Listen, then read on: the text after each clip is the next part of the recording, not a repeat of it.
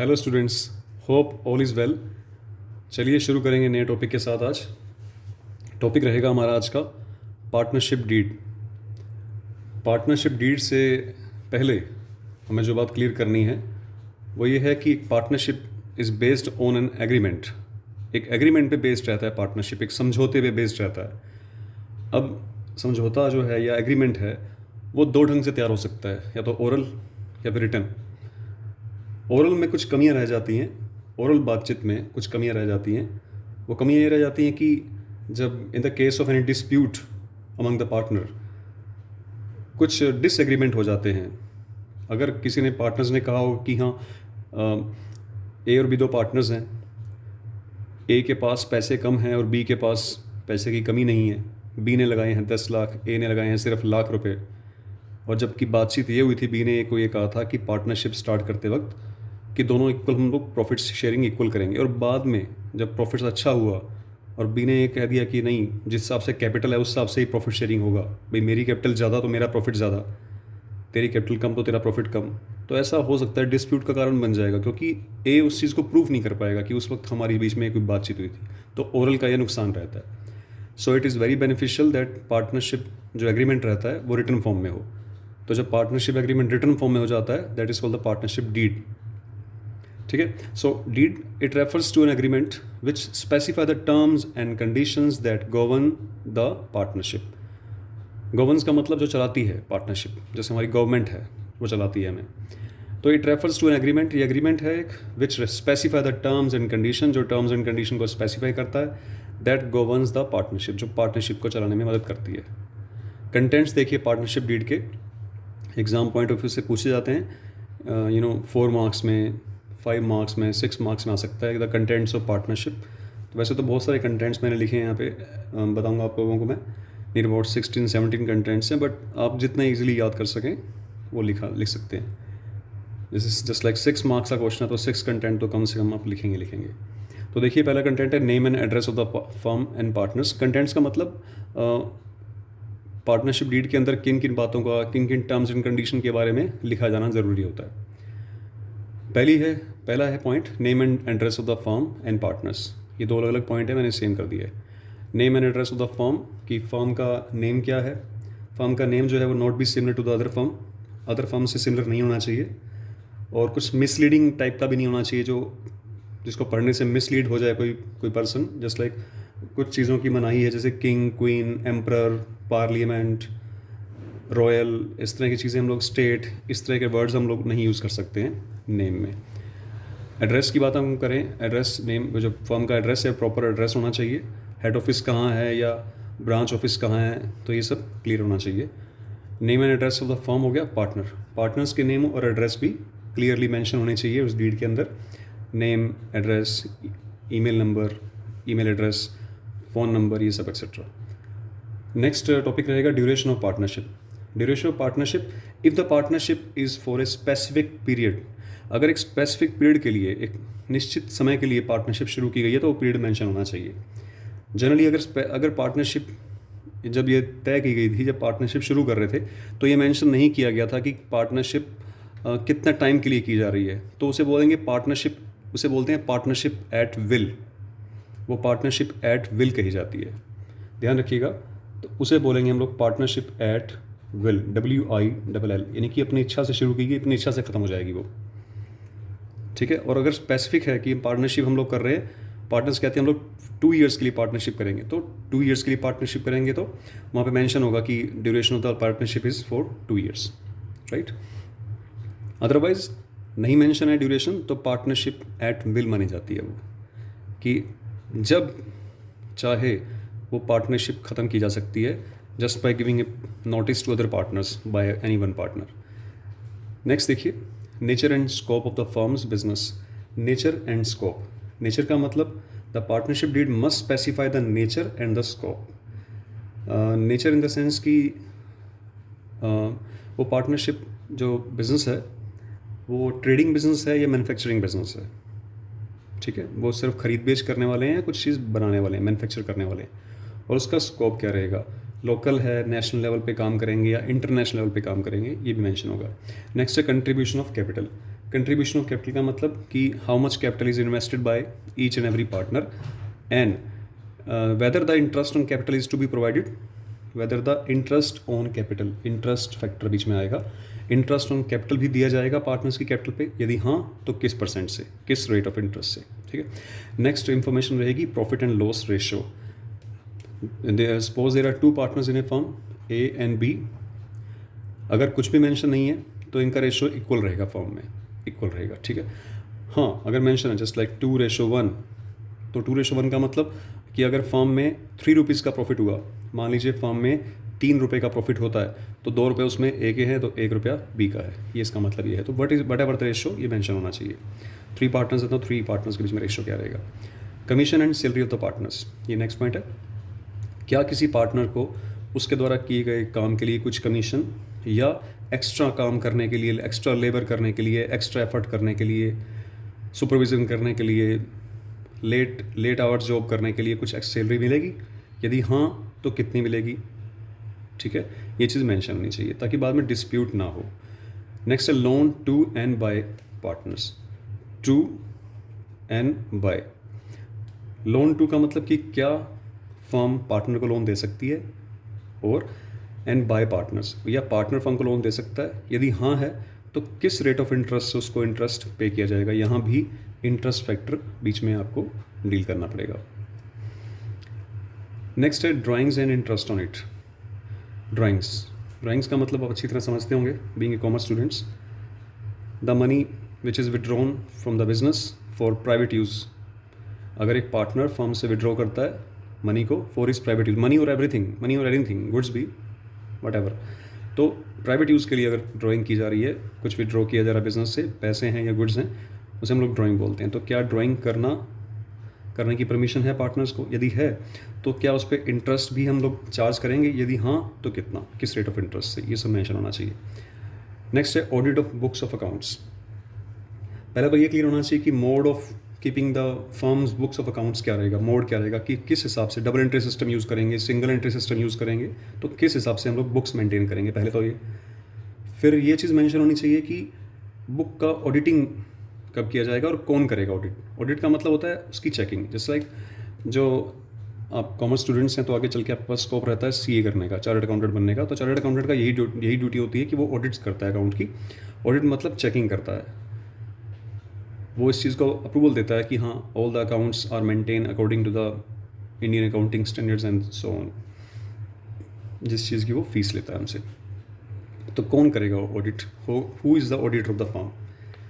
Next है rights, duties and liability of partners.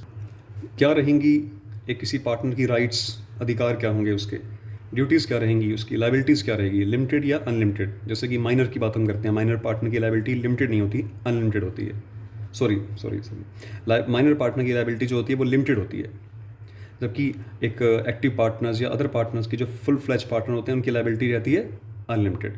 तो rights क्या रहेंगे, ड्यूटीज़ क्या रहेंगी उसकी, कि भाई कौन कितने घंटे की जॉब करेगा बिजनेस में, कौन बिजनेस संभालेगा, कौन बाहर की मार्केट संभालेगा, कौन बैंक से डील करेगा, ये सब ड्यूटीज़, ठीक है। क्योंकि हम लोगों ने एक पॉइंट पढ़ा था कि जो पार्टनर्स होते हैं, पार्टनरशिप की एक फीचर है उसमें कि principal as well as agent, तो दोनों रोल प्ले करने पड़ते हैं पार्टनर्स को, प्रिंसिपल का भी और एजेंट का भी। तो वट एवर द ड्यूटीज़, क्या ड्यूटी रहेंगी इसमें, ये मेंशन होना चाहिए। फिर अगला पॉइंट है admission and retirement of partner. किसी नए पार्टनर को आपने एडमिट करना है तो उसके क्या नियम क्या रहेंगे, रूल्स क्या रहेंगे, क्योंकि नए पार्टनर्स के एडमिशन के वक्त it is sometimes it is very much compulsory कि that all the partners are agreed, only then the new partner can admit into the firm if all the partners are agreed. अगर ऐसा mention है तो सभी partners को agree होना पड़ेगा। मान लीजिए 3 पार्टनर्स हैं ए बी एंड सी। अब 3 पार्टनर्स हैं A B and C. B चाहता है कि मेरा जो बेटा है डी वो फर्म में पार्टनर बन जाए, सी को उसने बना लिया लेकिन ए एग्री नहीं है। तो अगर ऐसा मेंशन है कि all the partners must be agree तो डी फर्म में पार्टनर नहीं बन सकता है। तो मैं यही कहना चाहता हूँ कि what ever the rules, terms, condition, ये सब मेंशन होने चाहिए। रिटायरमेंट का सिस्टम क्या रहेगा कि कोई पार्टनर रिटायर होना चाहता है तो उसको क्या फॉर्मेलिटीज़ पूरी करनी पड़ेंगी। रिटायरमेंट के वक्त जो उसको पेमेंट देनी है प्रॉफिट्स में से, जो उसका हिस्सा है, जो कैपिटल है, जो जो भी उसका शेयर्स है, सब हर चीज़ में, वो उसको किस ढंग से दिया जाना है। किस्तों में पे करेंगे, लमसम अमाउंट एक बारी में पे करेंगे, इंटरेस्ट के साथ पे करेंगे, विदाउट इंटरेस्ट पे करेंगे, ये सब लिखा होना चाहिए। वैल्यूएशन ऑफ गुडविल नेक्स्ट है। Goodwill is the intangible assets of the firm, is the reputation of the firm in the market, that is called goodwill. तो गुडविल का वैल्यूएशन कैसे किया जाएगा? There are many methods of valuation of goodwill, that average profit method, super profit method, accounts का topic है, +2 में आप सीखेंगे। तो वैल्यूएशन क्या रहेगा, वैल्यूएशन का मेथड क्या रहेगा गुडविल के लिए, जब भी गुडविल का वैल्यूएशन किया जाएगा तो किस मेथड से किया जाएगा, ये चीज़ मेंशन होनी चाहिए। नेक्स्ट है death of partner and is succession. किसी पार्टनर की जब डेथ हो जाती है, यहाँ पे हम बात कर रहे थे रिटायरमेंट की, यहाँ डेथ की बात कर रहे हैं। किसी पार्टनर की डेथ हो जाती है तो डेथ के बाद जो उसका लीगल रिप्रेजेंटेटिव है, यानी कि कानूनी रूप से उत्तराधिकारी है, उसका वारिस है, जो उसका एग्जीक्यूटर है, उसको पेमेंट किस हिसाब से की जाएगी, प्रॉफिट्स जब तक वो ज़िंदा रहा है फर्म में उस करंट सेशन में, तब तक का प्रॉफिट्स कैसे दिया जाएगा, उसके भी मेथड रहते हैं। तो हर चीज़ डिटेल में होनी चाहिए कि उसको पेमेंट कैसे की जाएगी उसके उत्तराधिकारी को। क्या उसको उत्तराधिकारी जो लीगल रिप्रेजेंटेटिव है, क्या उसे फर्म का पार्टनर भी बना सकते हैं हम लोग, पार्टनर एक्सेप्ट कर सकते हैं या नहीं कर सकते? तो ये सब टर्म्स एंड कंडीशन मेंशन होनी चाहिए। नेक्स्ट पॉइंट देखिए, डिसोल्यूशन ऑफ पार्टनरशिप। डिसोल्यूशन का मतलब होता है दी एंड, यानी कि पार्टनरशिप जब ओवर हो जाती है, जस्ट लाइक, ठीक है ना। डिसोल्यूशन का मतलब समझ गए होंगे आप, यानी कि the end of the partnership form. तो ये चीज़ मेंशन होनी चाहिए डीड के अंदर कि the deed should be specifically mention that what are the circumstances, क्या परिस्थितियाँ रहेंगी under which the firms can be dissolve, जिससे फर्म डिजोल्व की जा सके, फर्म बंद की जा सके। तो ये चीज़ मेंशन होनी चाहिए। फिर है वोलेशन ऑफ पार्टनरशिप रूल्स। अगर कोई पार्टनरशिप के रूल्स जो बनाए गए हैं उनको वोलेट करता है, मतलब उनकी अवहेलना करता है, उनको मानने से मना करता है, या बार बार कहने के बावजूद भी नहीं मानता और वो काम करता है जो नहीं लिखा गया है, ठीक है, या मना किया गया किसी काम को और वो वही काम कर रहा है, तो उस केस में क्या रूल्स रहेंगे वोलेशन जो करेगा उसके लिए। तो ये चीज़ मेंशन होनी चाहिए। नेक्स्ट है आर्बिट्रेशन क्लोज। आर्बिट्रेशन क्लोज का मतलब है कि if there are some chances of dispute among the partners, तो जैसे आपस में कई बारी, वैसे तो फेथ का मोटिव रहता है, पार्टनरशिप का जो बेस होता है वो फेथ रहता है, विश्वास रहता है, तो कई बार विश्वास डगमगा जाता है किसी ना किसी गलतफहमी के कारण। उस केस में जब डिस्प्यूट हो जाए तब who will be the arbitrator, मध्यस्थ कौन करेगा, मतलब मीडिएटर कौन बनेगा हमारा। मीडिएटर वैसे स्पेसिफाई होना चाहिए कि who will be the mediator, और कैसे अपॉइंट किया जाएगा मीडिएटर। अगर मेंशन नहीं है तो कैसे अपॉइंट किया जाएगा, आप किसी उस इलाके के एमसी को मीडिएटर बनाओगे, आर्बिट्रेटर बनाओगे, या गांव में है तो सरपंच को बनाओगे ना, किस पार्टी को, आपका ऑडिटर जो है वो मीडिएटर बनेगा। कौन लोग हैं जो हमारी उस केस में आर्बिट्रेशन का काम करेंगे, तो ये सब मेंशन होना चाहिए, ठीक है। उसके राइट्स क्या रहेंगे जो भी आर्बिट्रेटर बनेगा, तो ये चीज़ मेंशन होनी चाहिए। नेक्स्ट टॉपिक हम करेंगे, ये लास्ट टॉपिक है इस चैप्टर का, पार्टनरशिप का टॉपिक है फॉर्मेशन या रजिस्ट्रेशन ऑफ पार्टनरशिप। रजिस्ट्रेशन की बात हम करें तो पहले हम लोगों ने फीचर्स के अंदर एक पॉइंट पढ़ा हुआ है, उसमें लिखा हुआ है कि registration of partnership form is not compulsory. ठीक बात है, कंपल्सरी नहीं है। It is not necessary to get registered a partnership form, but it is useful. Necessary नहीं है बट यूज़फुल बहुत है। कैसे यूज़फुल है, किस हिसाब से यूज़फुल है, और रजिस्ट्रेशन ना करवाने के क्या नुकसान है और करवाने के क्या फ़ायदे हैं, अब इस चीज़ पे डिस्कशन करेंगे हम लोग। पहले प्रोसीजर समझ लेते हैं कि अगर रजिस्ट्रेशन करवाते हैं तो उसका प्रोसीजर क्या रहेगा। प्रोसीजर देखिए, partners have to go to the registrar of firms office of the registrar of firms. अगर रजिस्ट्रेशन करवाना है तो हर स्टेट वाइज एक ऑफिस बना होगा रजिस्ट्रार ऑफ फर्म्स का, वहाँ पे जाइए आप, फिल द प्रेस्क्राइब फॉर्म, एक फॉर्म मिलेगा उसे पूरा प्रॉपर भरिए, and deposit with the prescribe fees, और एक फ़ीस होगी उसे पे करना पड़ेगा आपको। और फिर उसके बाद रजिस्ट्रार जो होगा ऑफिस का, वो सारे डॉक्यूमेंट्स वगैरह सब चेक करके उसे लगता है if that person is concern authorities are satisfied with the formalities, then after he will issue a certificate which is called the certificate of registration. So after getting the certificate of registration, the firm is known as registered firm. तो वो firm registered मानी जाएगी उस वक्त जब उसको एक certificate मिल जाएगा, रजिस्ट्रेशन का सर्टिफिकेट, ठीक है। एक और बात है इसमें कि टाइमली कभी भी there may be some chances of regarding the alteration in the in any just like norms, terms, condition. तो अगर किसी चीज़ में भी कोई बदलाव आता है, अल्ट्रेशन आती है, then information of that type of alteration must be given to the registrar of firms within 14 days regarding that alteration। जैसे वो अल्ट्रेशन हुआ है तो उसके 14 डेज़ के अंदर अंदर वो इन्फॉर्मेशन वहाँ पे दी जानी चाहिए, ताकि वो नाम वहाँ पे, जो वो चीज़ वहाँ पे अल्टर हो जाए। जैसे कि name of the firm change कर लिया आपने, या मेन बिजनेस कोई चेंज कर लिया, परमानेंट एड्रेस चेंज कर लिया आपने, न्यू पार्टनर्स फर्म में एंटर हो गया, एक पार्टनर रिटायरमेंट हो गया, किसी पार्टनर की डेथ हो गई, माइनर पार्टनर फर्म में एंटर कर गया, तो कुछ भी ऐसे कोई भी बदलाव आता है फर्म में, अल्ट्रेशन आता है, तो उसे विद इन 14 डेज आपको इन्फॉर्म करना है, ठीक है, ताकि वो उनके रिकॉर्ड में आ जाए। अब हम बात करेंगे effects of non registration. Firm ने रजिस्ट्रेशन नहीं करवाया तो क्या नुकसान है, फिर हम पढ़ेंगे करवाने के क्या बेनिफिट है। तो पहले हम पढ़ेंगे ना करवाने के क्या नुकसान है। देखिए, if the partnership firm is not registered तो क्या नुकसान रहेंगे उसके। No legal action can be taken by the firm और बाय द पार्टनर। क्या सिस्टम रहेगा लीगल एक्शन का, अगर लीगल एक्शन लेना चाहते हैं ले पाएंगे या नहीं ले पाएंगे अदर पार्टीज़ के लिए। देखिए, ये कुछ एग्जाम्पल लिखे हैं मैंने। पार्टनर फर्म के खिलाफ लीगल एक्शन ले पाएगा? नहीं। फर्म पार्टनर के खिलाफ लीगल एक्शन ले पाएंगे, कोर्ट में जा सकते हैं? नो। क्या एक पार्टनर दूसरे पार्टनर के खिलाफ लीगल एक्शन लीगल एक्शन के लिए कोर्ट में जा सकता है? नो। क्या एक फर्म थर्ड पार्टी का मतलब other than the partner, court में लीगल एक्शन लीगल एक्शन के लिए कोर्ट में जा सकती है? नो। बट थर्ड पार्टी है वो फर्म के खिलाफ और थर्ड पार्टी किसी भी पार्टनर के खिलाफ लीगल एक्शन ले सकती है कोर्ट में जाकर। ये नुकसान है इसका। आप कुछ नहीं कर सकते, बाकी जो हैं वो कुछ भी कर सकते हैं, अदर पार्टी कुछ भी कर सकती है। ये नुकसान रहेगा रजिस्ट्रेशन ना करवाने का। चलिए अब बात करेंगे बेनिफिट्स ऑफ रजिस्ट्रेशन। क्या बेनिफिट्स रहेंगे? बिल्कुल उसके ऑपोजिट रहेंगे। बेनिफिट टू द फर्म को क्या बेनिफिट रहेगा? The firm can file a suit against the third party in the court. Third party के खिलाफ केस कर सकती है। बेनिफिट टू द पार्टनर्स क्या मिलेगा?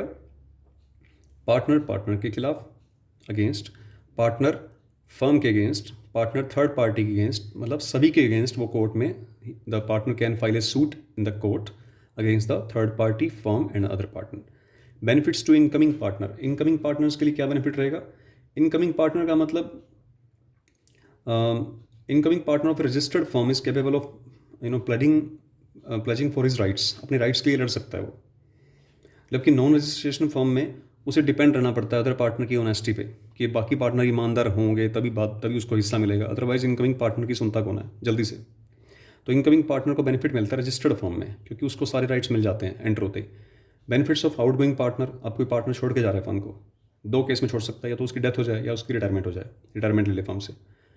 डेथ वाले केस में क्या होगा? जो उसका सक्सेशन रहेगा, मतलब जो उसके लीगल रिप्रेजेंटेटिव रहेंगे, तो उनको फर्म्स के प्रॉफिट्स में से जो उसका हिस्सा है, जिसकी डेथ हुई है उस पार्टनर की, उसका हिस्सा, फर्म की जो एसेट्स के अंदर उसका शेयर, कैपिटल पे इंटरेस्ट, ये सब चीज़ें, कोई और भी प्रॉफिट्स का हिस्सा है तो उसे मिलता है, उसके लीगल रिप्रेजेंटेटिव को, यानी कि कानूनी उत्तराधिकारी को मिलता है सब कुछ। तो इस सब चीज़ों के लिए उसको प्रॉब्लम नहीं आएगी if the firm is registered, right. आप मेरी बात समझ गए होंगे यहाँ पे। After the death of partner, his जो सक्सेसर है are not responsible for the activities of the firm. पहली बात तो ये चीज़ जान लीजिए, जिस दिन डेथ हुई उस दिन से उसके जो सक्सेसर है, मतलब उसके उत्तराधिकारी हैं, एक तो वो फर्म की एक्टिविटी के लिए रिस्पॉन्सिबल नहीं रहेंगे। फर्म ने उसकी डेथ के बाद अगर लोन लिया है, ठीक है, तो उसके लिए रिस्पॉन्सिबिलिटी नहीं है उनकी, उसके सक्सेसर की, उसके बेटे की, उसके लीगल रिप्रेजेंटेटिव की। तो इसमें क्या रहेगा? ऐसा मैं क्यों बोल रहा हूँ ये लाइन आपको? क्योंकि जब नॉन रजिस्टर्ड फर्म है, एक फर्म रजिस्टर्ड फर्म नहीं है, पार्टनरशिप फर्म, अब उसमें किसी पार्टनर की डेथ हो जाती है।